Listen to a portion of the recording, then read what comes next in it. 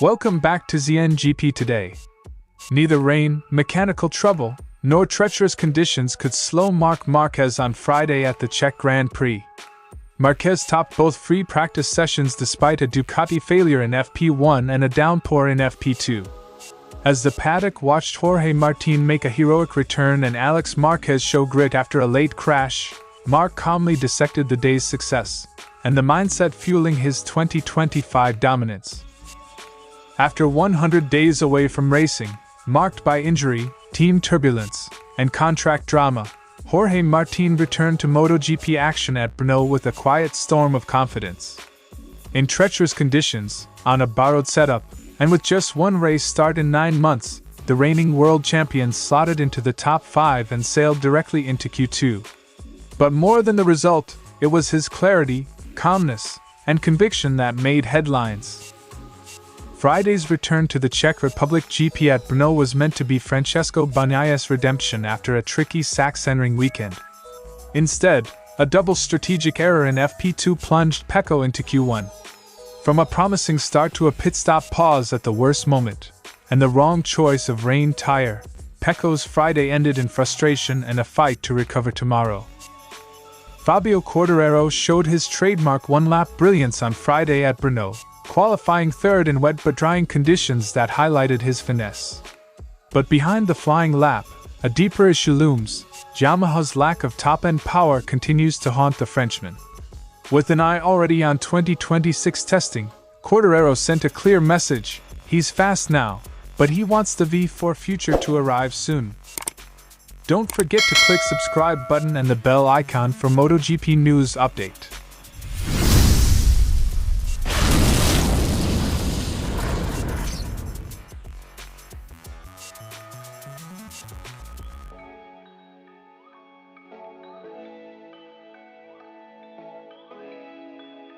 Marquez's day began with tension when his Ducati suffered a mechanical failure early in FP1. The issue, a connector loosened by vibration, briefly halted his run.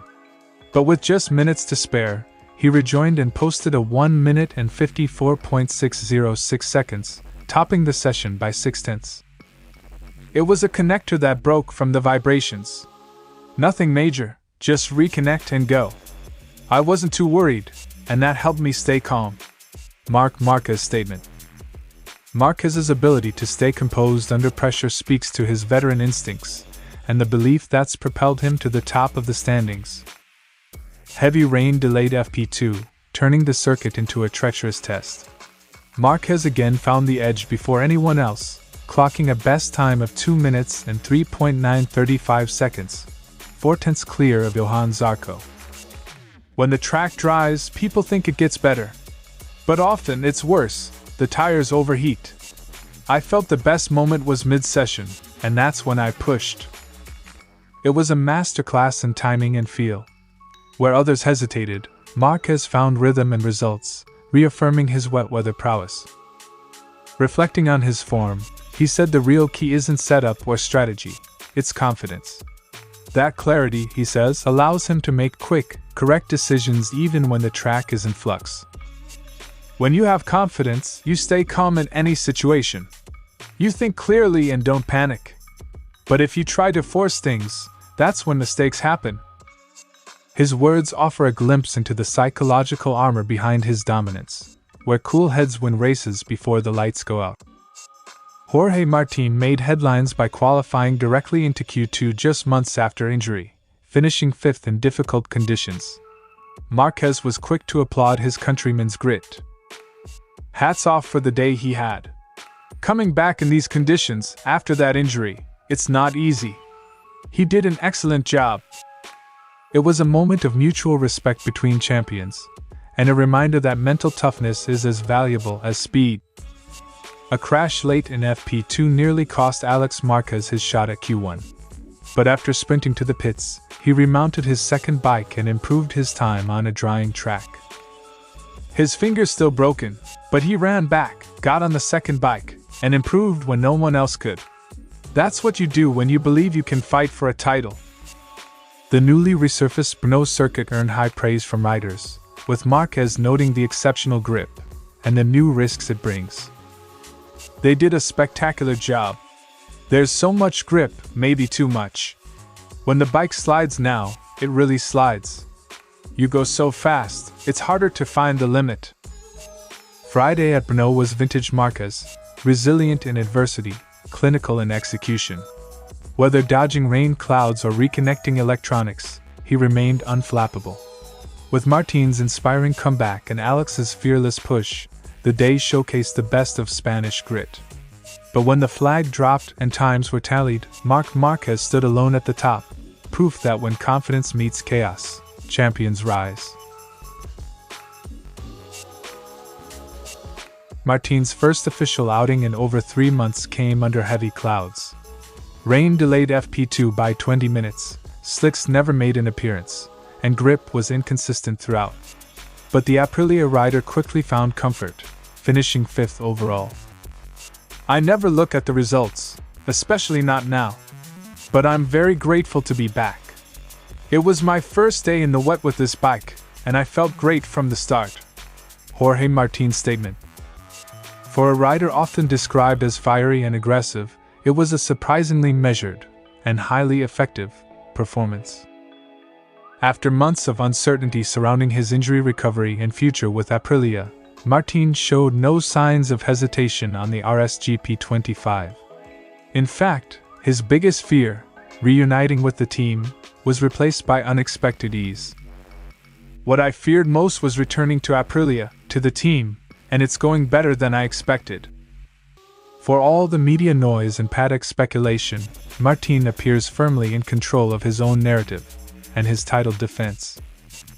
Martin was visibly relaxed by the end of the session, smiling wide as he removed his helmet in the garage. The tension of Thursday's press conference and contract fallout seemed to melt away on track. We all have to pull in the same direction. There's no point thinking about what happened. The smile said more than the timesheets. Martin isn't running from the past. He's sprinting toward a second title. With limited dry data and only testing miles under his belt, Martin leaned on the Assen-spec Aprilia once ridden by Marco Bezzecchi to a podium finish. I'm using the bike Bezzecchi rode at Assen. The borrowed base didn't slow him. If anything, it's proof that both rider and machine are race-ready, even when built on short notice. While Martin downplayed expectations for the weekend, one quote cut through everything: the defiant clarity of a man who's been down, but not broken. I'm confident in my work and who I am. Otherwise, I wouldn't be world champion. I want to be there again. I'm not now, but I will be. He knows the road back is steep. But if Friday is any indication, Jorge Martin isn't climbing. It looks like he's already accelerating. Jorge Martin's Friday wasn't about topping the sheets. It was about showing up, pushing through uncertainty, and reminding the paddock why he wears the number 1 plate. The rain came, the nerves threatened, the critics lingered, but through it all, Martin smiled. And when a world champion smiles in the storm, the rest of the grid should pay attention. Brno isn't just a comeback. It might be the restart of a title defense no one saw coming. Bagnaia kicked off the day quietly confident, adapting well to Brno's new asphalt and damp conditions. By mid-FP2 he was holding a top 10 position, poised to build momentum. This morning went really well, and the afternoon started off pretty well, though I still don't have much feeling. I tried to consistently stay in the top 10. Francesco Bagnaia's statement. Everything looked on track, until the timing screen told a different story. Sitting 6th, Bagnaia dove into the pits just as the track grip was improving. While rivals clocked faster laps on evolving conditions, Pecco was stood idle. I stopped when I was 6th, and when I got back on track I was 12th. If there had been a chance to improve, we didn't take it because we had the wrong tire. That ill-timed pause cost him positions, and precious Q2 eligibility. Making matters worse, the team fitted a soft rear rain tire for his final run, despite the track drying enough to favor a medium compound for lap time gains. Going with the soft tire at the end wasn't the right choice, just as it wasn't the right decision to be in the garage while the others were improving. We made life difficult for ourselves. A simple mismatch of tire strategy turned a comfortable Friday into a battle for Saturday's shootout. In the garage, Ducati team manager Davide Tardazzi immediately owned the error. Bagnaia clarified his role in the call, crediting the crew's final say on tire selection. It's a combination. We both make decisions. In these situations, where the technicians can better see the condition of the tire, they usually make the final decision.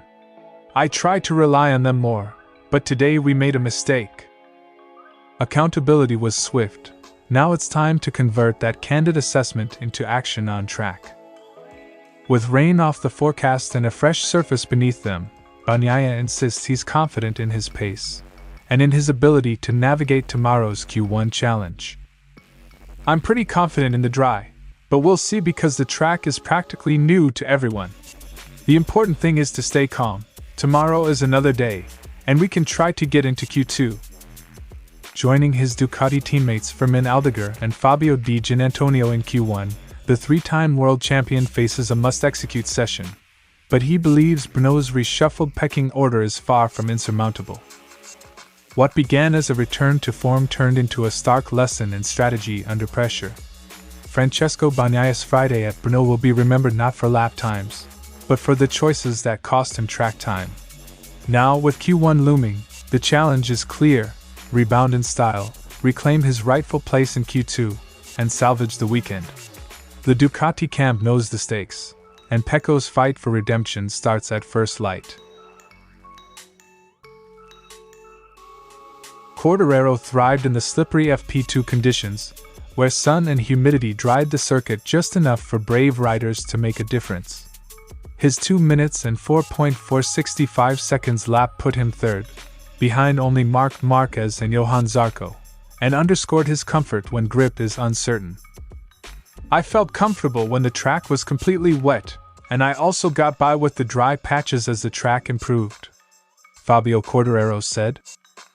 It was a textbook Quartararo performance, aggressive, confident, and clean when the track punished hesitation. Quartararo admitted the bike struggles when grip is low, but becomes a weapon when the track offers support. With Saturday and Sunday expected to stay dry, he's cautiously optimistic. This morning wasn't so good because I couldn't brake hard. But if we find grip, we can be really fast.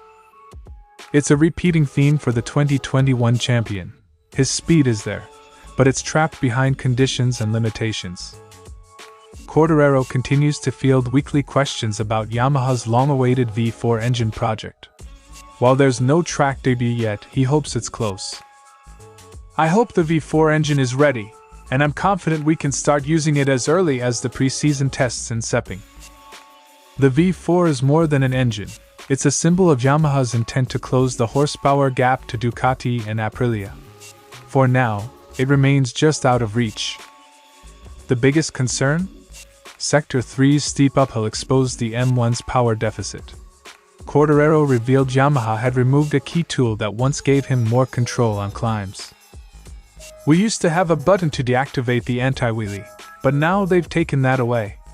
I think this is the only circuit where you'll still see some wheelies because of the uphill. It was a telling comment, delivered with a half smile but rooted in frustration. On a bike that can't afford to lose any acceleration, Yamaha has limited the tools that once helped Quartararo maximize performance. As the Moto2 and Moto3 sessions help clean and rubber the Brno surface, Quartararo is hopeful the grip will finally tilt the balance in Yamaha's favor. I think the fact that the track will be rubberized will help us. If the grip arrives and the forecast holds, he could be a genuine podium contender. But he'll need more than feel, he'll need firepower. Fabio Quartararo once again proved he can dance on the edge in the worst conditions, qualifying among the best. But in a championship where horsepower speaks loudest, finesse only gets you so far. His pace on Friday was proof of talent, his post-session comments a plea for progress. With Sepang circled on his calendar and Yamaha's V4 still in the shadows, Quartararo remains stuck between the present and a future he's still waiting to ride. Thanks for watching ZNGP today, and this is your MotoGP news update. And see you next time!